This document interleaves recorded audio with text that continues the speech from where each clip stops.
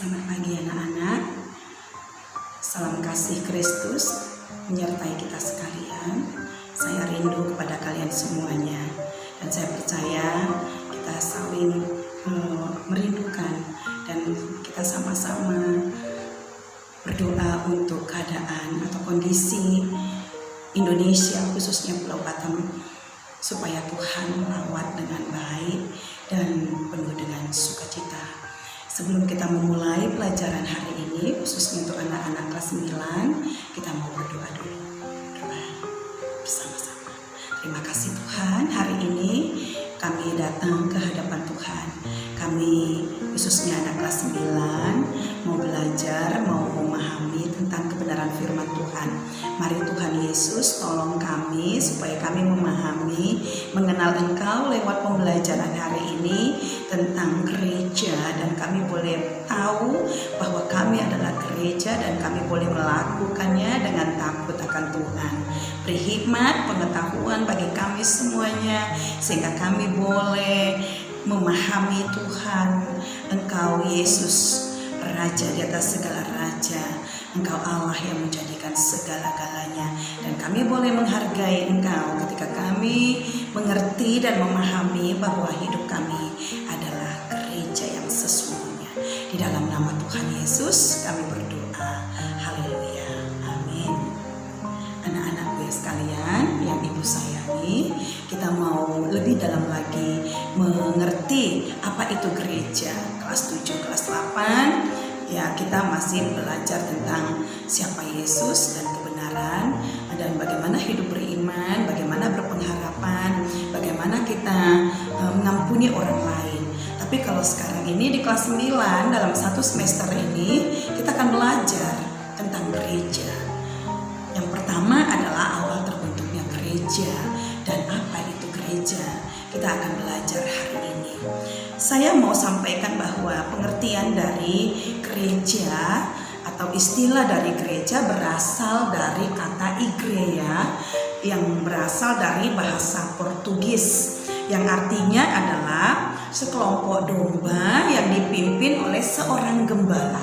Sekelompok domba yang dipimpin oleh seorang gembala.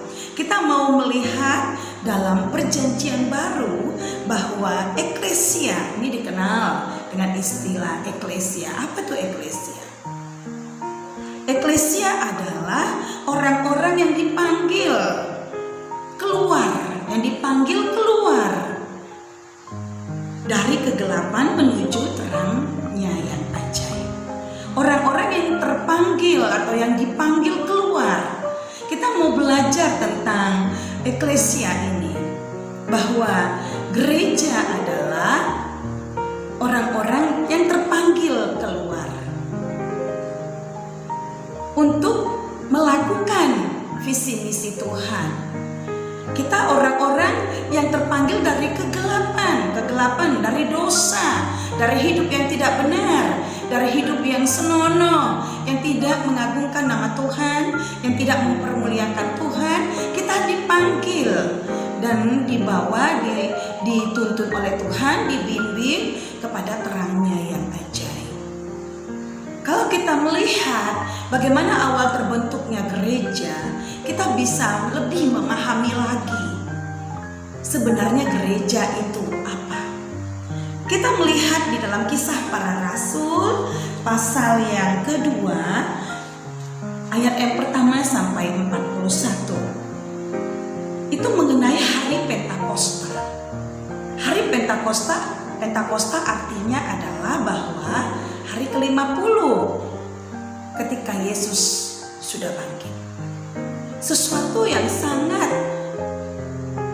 hari ini, akhir-akhir ini dilupakan oleh orang banyak. Mungkin di antara gereja-gereja lain mungkin sudah terlupakan Pentakosta itu apa. Kalau kita belajar dari kisah ini, Kisah Para Rasul yang merupakan sejarah yang tidak bisa ditutup-tutupin, sejarah yang tak bisa dilupakan. Ini harus kita pahami dan kita ketahui bahwa di dalam Pentakosta ini, di situ terbentuklah atau awal terbentuknya gereja. Kita mau melihat apa yang terjadi ketika hari Pentakosta. Yesus mati, Yesus bangkit pada hari yang ketiga, Yesus pada hari yang ke-50 dia naik ke surga. Ketika Yesus mau naik ke surga, dia janjikan kepada murid-muridnya, dia katakan bahwa aku akan datang kembali nanti. Tetapi sebelumnya Roh Kudus akan menggantikan aku. Roh Kudus yang akan menghibur kamu. Kamu tak usah takut, kamu tak usah khawatir, kamu tidak usah cemas. Ada Roh Kudus yang menghibur, yang menolong, yang menguatkan. Nah, anak-anak ibu sekalian, ketika hal itu terjadi, wow, dahsyat sekali. Roh Kudus melawat banyak orang pada waktu itu. Terjadi gerakan Tuhan yang luar biasa. Mereka berkumpul dari berbagai suku. Ketika Roh Kudus melawat mereka, sesuatu terjadi, sesuatu yang hebat terjadi, sesuatu yang dahsyat terjadi. Apa? Gerakan apa? Mereka dilawat Roh Kudus dengan bahasa Roh Kudus, bahasa surga. Itu yang terjadi pada waktu itu. Sehingga ketika terjadi gerakan itu, mereka merasakan damai, mereka merasakan sukacita, mereka merasakan kasih Kristus. Mereka saling mengasihi, mereka saling mengampuni. Sesuatu yang luar biasa terjadi pada hari Pentakosta. Sehingga ketika mereka dilawat Tuhan, tidak ada lagi perbedaan di situ. Antara si kaya, si miskin yang tidak terpelajar, yang berpendidikan, ataupun orang-orang hebatnya. Tapi di situ terjadi kuasa Tuhan, kasih Tuhan, pengurapan Tuhan. Sehingga antara satu dengan yang lainnya saling mengasihi, saling menyayangi, saling mencintai, saling menolong. Dan mereka diperbaharui oleh Roh Kudus. Mereka dipulihkan oleh Roh Kudus. Mereka insaf atas segala kesalahan dan dosa mereka. Dan akhirnya apa yang terjadi lagi? Mereka meminta diri mereka dibaptis. Pada awal kita pembelajaran di semester baru ini, saya sudah kasih ayat ini dari Kisah Para Rasul 2 ayat 1 sampai 41 untuk kamu baca. Kalau kamu baca itu semuanya, pasti kamu memahaminya yang saya ceritakan sekarang ini.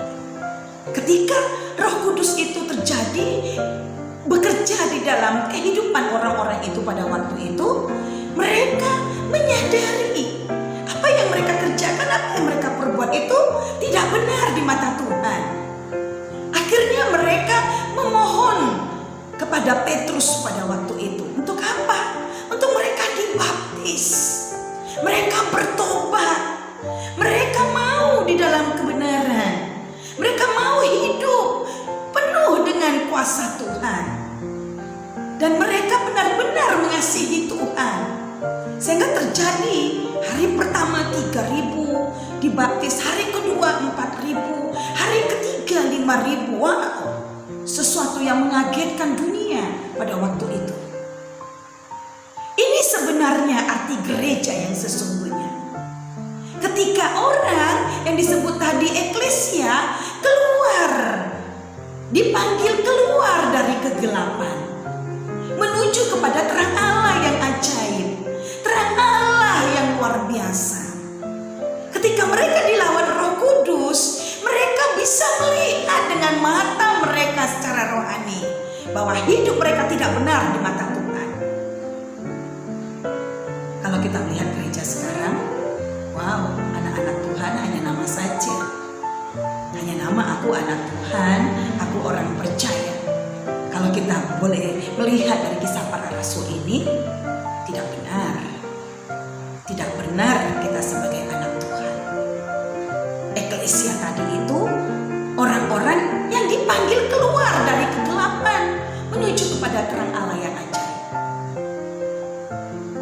Dari dosa, mereka insaf, mereka sadar bahwa mereka menyakiti hati Tuhan. bahwa mereka tidak hidup di dalam kebenaran. Roh Kudus yang menginsafkan orang-orang pada waktu itu di hari Pentakosta. Anak-anak itu, yuk coba kita bayangkan dulu pada waktu itu. Wow, sesuatu yang tak bisa kita cerna, tak bisa kita pahami. Karena apa? Ketika Tuhan bekerja, dia tidak pernah tanggung-tanggung. Ketika Tuhan bekerja, dia dengan tuntas melakukan kedahsyatannya. Gereja yang sebenarnya adalah orang-orang yang bertobat, orang-orang yang melakukan kehendak Tuhan, orang-orang yang sayang kepada Tuhan. Banyak orang mengakui, aku mengasihi Tuhan, aku mencintai Tuhan, tetapi hidupnya masih di dalam kegelapan. Saya mau sampaikan ini kepada anak-anak ibu yang ibu sayangi, supaya di kelas 9 ini, apabila engkau masih di dalam kegelapan, ibu harapkan kau bertobat, sehingga kita penuh dengan kemuliaan Tuhan. Kita boleh disebut gereja yang sebenarnya ketika kita di dalam kebenaran. Kalau kita tidak dalam kebenaran, kita bukan gereja.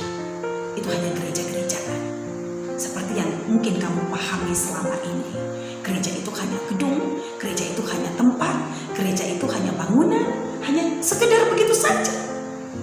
Tapi sebenarnya saya mau sampaikan bahwa gereja itu adalah kebenaran, tubuh kita.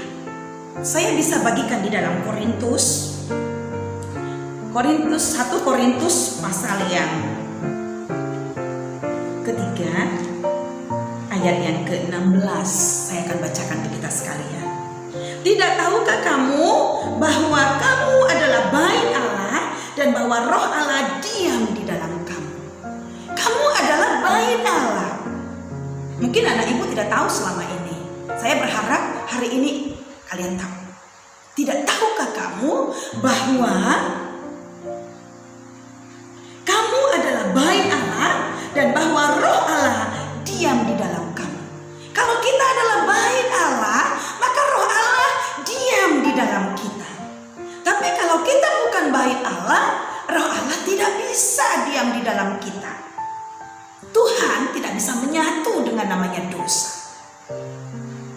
Jadi kita yang bait Allah ini, kita harus bereskan hati kita.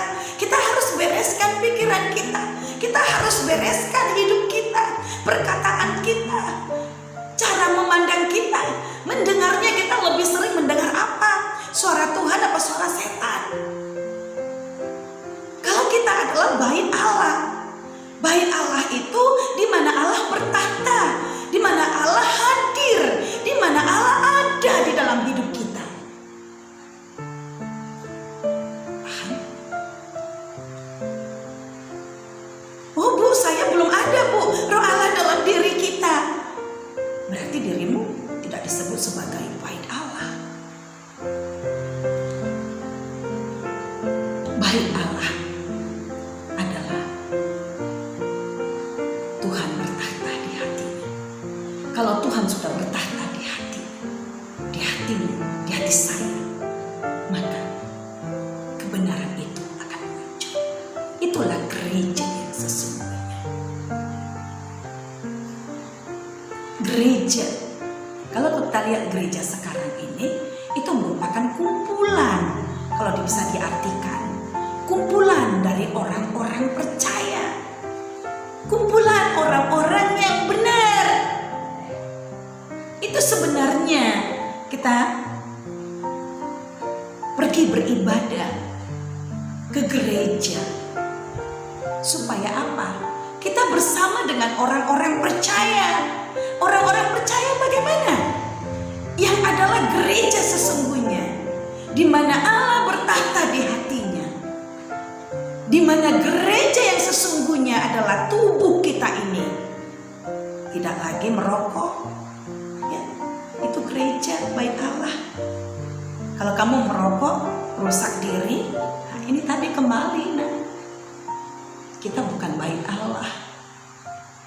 Tidak lagi suka berbohong, tidak lagi menipu melawan orang tua, tidak lagi berbuat yang tidak benar.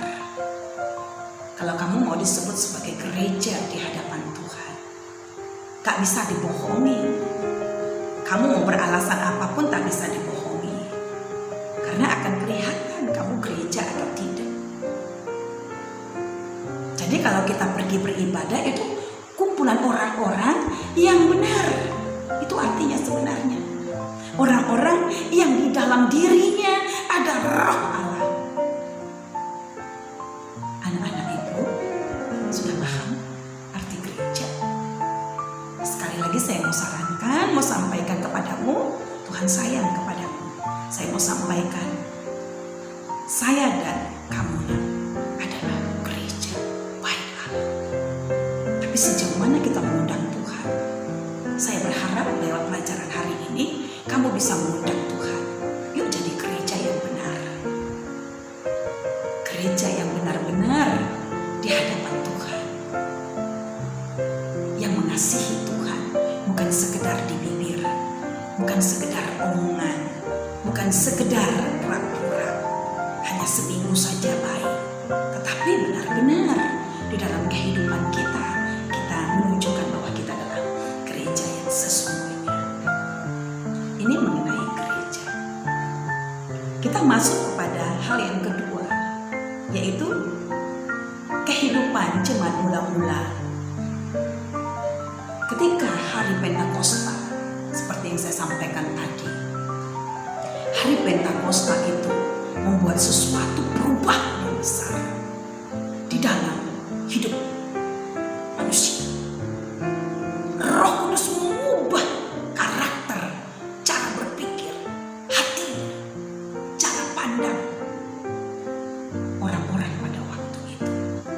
Sehingga kita mau belajar tentang cara hidup atau sikap hidup jemaat mula-mula pada waktu itu. Sesuatu yang harus diteladani bagi setiap jemaat Tuhan di dunia ini. Yang harus kita boleh melihat kepada kejadian yang pernah terjadi. Jemaat mula-mula dulu ketika selesai hari Pentakosta, tetapi roh Tuhan menggebu-gebu di dalam hidup mereka. Karena apa? Roh Allah tadi itu bertatap di hati mereka. Kerinduan mereka apa? Mereka pengennya berdoa, mereka pengennya baca firman, mereka pengennya beribadah, mereka pengennya menyembah Tuhan, mereka pengennya sharing tentang kebenaran firman Tuhan. Hari-hari mereka hidup di dalam kebenaran.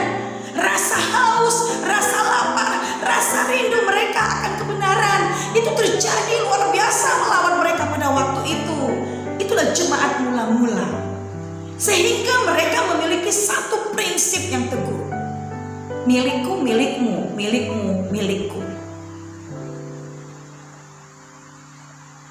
Bisa bandingkan dengan gerejamu yang ada sekarang?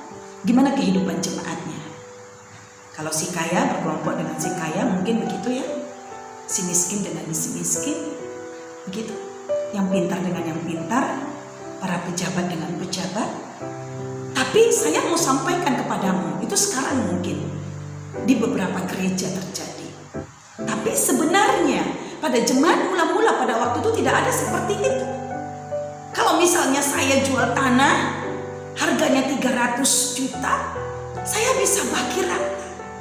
Tidak ada saya bilang ini uang saya loh. Tidak ada seperti itu. Atau sebaliknya orang lain yang menjual lembunya mungkin, mereka bagi rata. Bawa makanan sama-sama, perjamuan kasih terjadi di situ. Saya sangat bahagia sekali ketika saya membaca ini. Yang tidak mungkin lagi kita ketemukan saat ini. Susah sekali kita ketemukan di gereja manapun itu. Karena apa? Karena hidup kita belum benar di mata Tuhan. Orang-orang atau jemaat mula-mula pada waktu itu, ketika Roh Kudus berkarya di hidup mereka, di hati mereka, berkarya dalam pikiran mereka, mereka dibaharui. Mereka menjadi orang-orang yang baru, hidup baru. Hidup lamanya ditinggalkan tadi, yang kegelapan tadi itu. Hidup di dalam dosa, hidup di dalam keegoisan. Mereka tinggalkan semuanya. Ketika mereka telah memperoleh hidup baru dan bekerja bersama dengan Roh Kudus, suruh Roh Kudus yang ambil alih dalam kehidupan mereka. Semuanya mereka saling mengasihi, sehingga gak ada di situ si kaya, si miskin, si pintar, dan si goblok. Yang ada di situ adalah kasih. Yang satu menutupi kelemahan yang lain, yang satu yang lemah menutupi temannya yang lemah juga. Tidak ada saling memojokkan, tidak ada saling menghina, tidak ada saling mengejek. Yang ada di situ bagaimana kita menyembah Tuhan lebih sungguh-sungguh dan nama Tuhan dipermuliakan. Kita boleh belajar, kita boleh melihat betapa Tuhan luar biasa. Coba bandingkan bagaimana hati Tuhan pada waktu jemaat mula-mula. Senangnya luar biasa. Itu yang Tuhan rindukan dari diri saya dan dirimu. Kalau kita hanya berpatokan kepada melihat orang lain, tak akan bisa ada perubahan. Tapi kalau kita rindu dari kita mulai dulu untuk melakukan perubahan, Tuhan pasti tolong kita, dan itu pasti akan terjadi.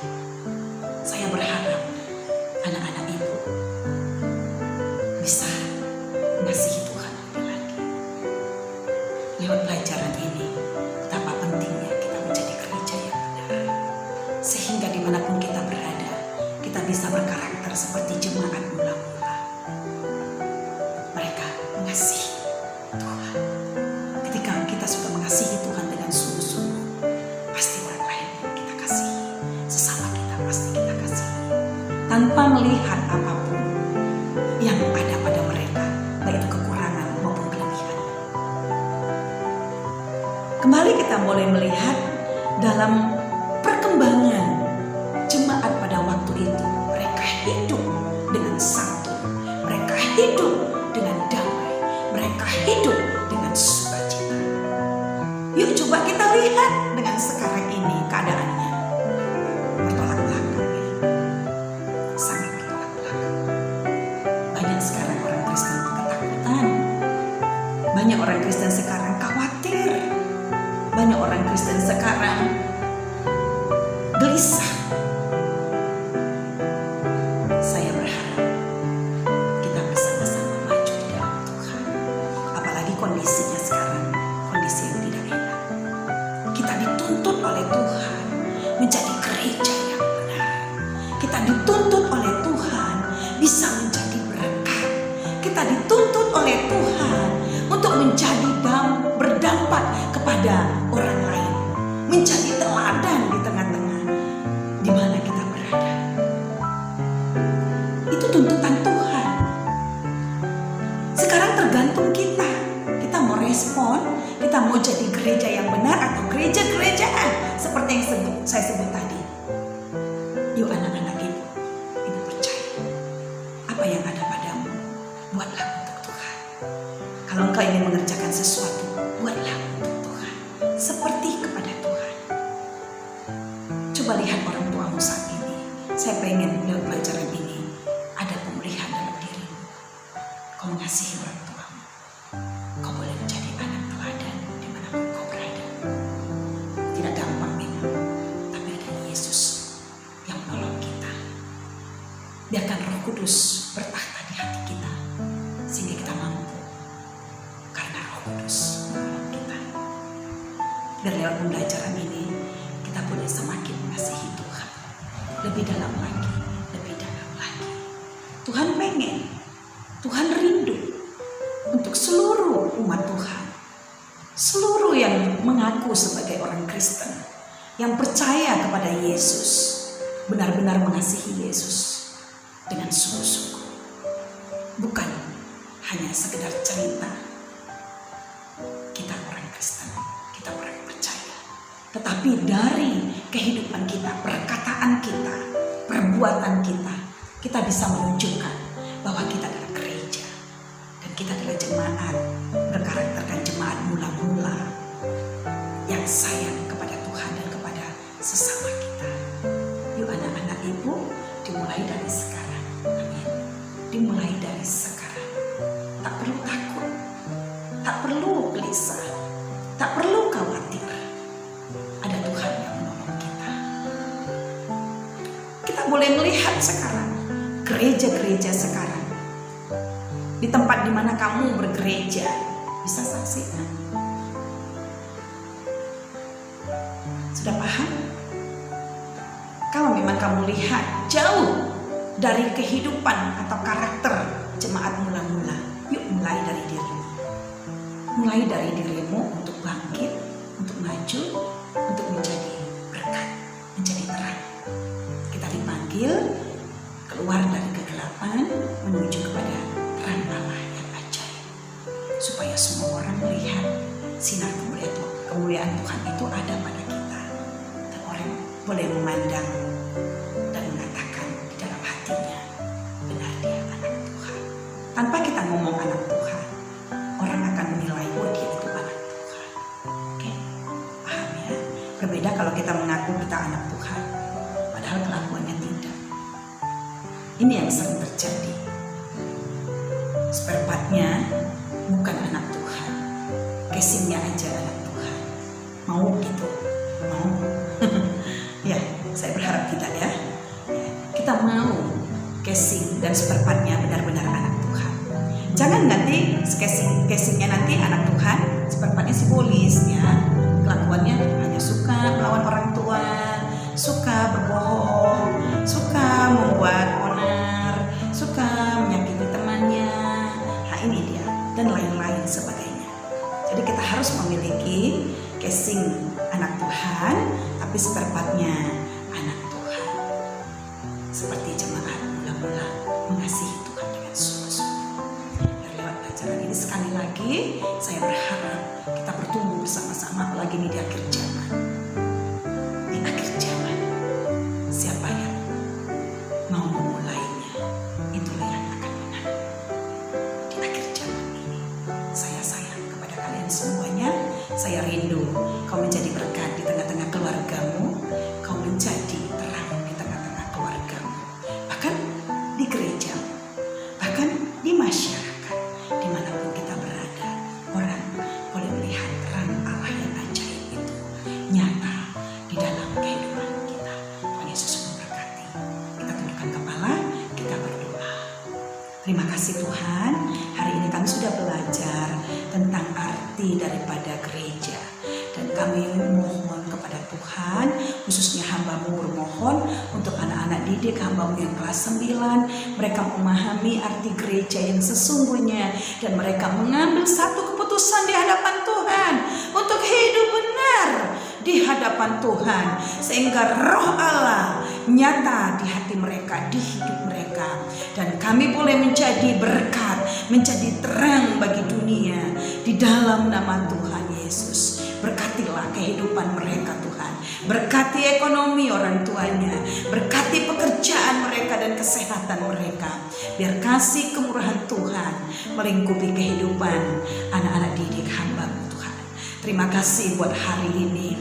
Kami percaya tangan Tuhan yang perkasa memberkati mereka, menaungi mereka, melindungi mereka, dan menjaga mereka. Dan di hari-hari selanjutnya kami boleh bertemu di dalam kasih kemurahan Tuhan, penuh dengan sukacita besar yang dari Tuhan. Di dalam nama Tuhan Yesus kami berdoa dan mengucap syukur. Haleluya. Amin. Sekian dulu untuk pembelajaran kita hari ini tentang gereja, arti gereja, awal terbentuknya gereja, dan cara hidup jemaat mula-mula. Tuhan Yesus memberkati.